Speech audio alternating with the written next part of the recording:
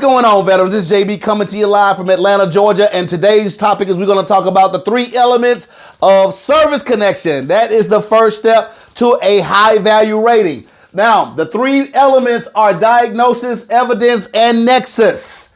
Diagnosis has to be within the last 12 months before you send it off to Janesville, Wisconsin. Once you get all your information together, you got to have a current diagnosis in the last 12 months. That's current. The second element of service connection is evidence. What type of evidence do you need in your C file if you're doing an original claim for the very first time, or when you're doing a supplemental claim when you've already been paid by the VA and you're looking for an increase or you're adding a new disability? Check off DD-214. That's number 1. Number 2, service treatment records. If you don't have your service treatment records, you need to have them. In your defense, that's going to download the form, VA form SF-180. Automatically download that form right now.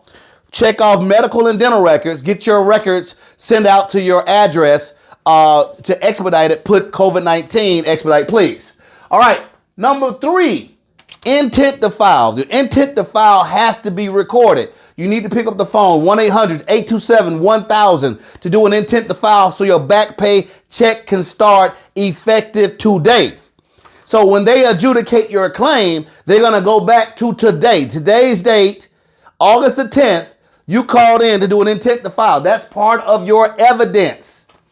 Number 4, your 21-526EZ. This is your application for compensation disability. All right, you got to fill that form out. The fifth pieces of evidence is the statement in support of claim. You got to have a statement in support of claim for every disability that you are claiming. I don't care if it is a secondary claim. For instance, sleep apnea secondary to my deviated septum. I need a statement in support of claim for my deviated septum.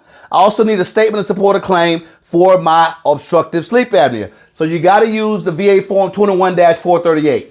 The next item for elements, number 2 of evidence, you got to have lay statements. What are lay statements? Lay statements are wife statements, children's statements, family statements. They have to be notarized and signed. The next piece of evidence you need is your private treatment records. If you have private treatment records where you've been seeing a non-VA doctor, you want to submit that as evidence. Also, when you use the New Life Insider program, you're going to be seeing a private doctor as well. So that's going to be your medical nexus that's going in with your paperwork. That's also considered as evidence. The next item of evidence that's going to be retrieved by the VA is your defense personnel records. Every last one of you that serve the greatest country in the world have a personnel file. You never probably was showed this personnel file before at all the whole time you were serving, but they were annotating the whole time you were serving your personnel file. And the VA is going to send out a message to get that personnel records to make sure, that your statements that you're making are viable statements. So you cannot be lying on your claim because they're going to get the personnel records. In the Navy, they had deck logs. So if you say you saw a suicide that happened on the flight deck, they got deck logs that they retrieve. They are serious about the evidence. The next piece of evidence that they're gonna look at is your VA Medical Center evidence, your progress notes, your exams, everything that you've been going to the VA Medical Center for, that's considered as evidence. The next item of evidence that's going into your C file is the contract examinations from QTC or VES, whatever company that they contract you out for a CNP exam. CNP exam is a compensation and pension exam. This is also considered as evidence. Other pieces of evidence is buddy statements. I have 11 items here.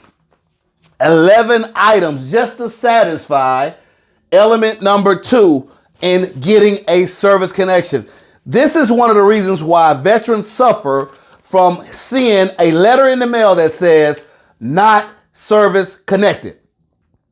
When you log into the eBenefits web portal, you will see not service connected. Why?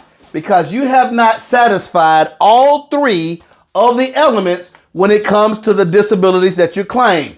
For an example, if you're claiming obstructive sleep apnea, you got to ask yourself, do you have a current diagnosis? And if that's the case, you got to have a CPAP with that as well to get the 50%. Normally issued by the VA. You got to ask yourself, have you been through a sleep study? Do you have the CPAP machine? Was it issued by the VA? The evidence of obstructive sleep apnea. We got to see it, the evidence. Then the nexus, tying it to your service. Every last one of these disabilities got to go through the three elements of service connection before you can just get service connected. We're not even talking about the rating. The rating is your second opponent. This is your CMP exam, your first opponent. Then you got your VA rater at the regional office to give you the rating. That means the money, the percentages. So once they decide the connection, the next opponent is deciding your compensation. Thank you so much for watching this video. I hope this video helped you. And if you need to have a free consult, just go to newlifeveterans.com. It will change your life. Have a great day.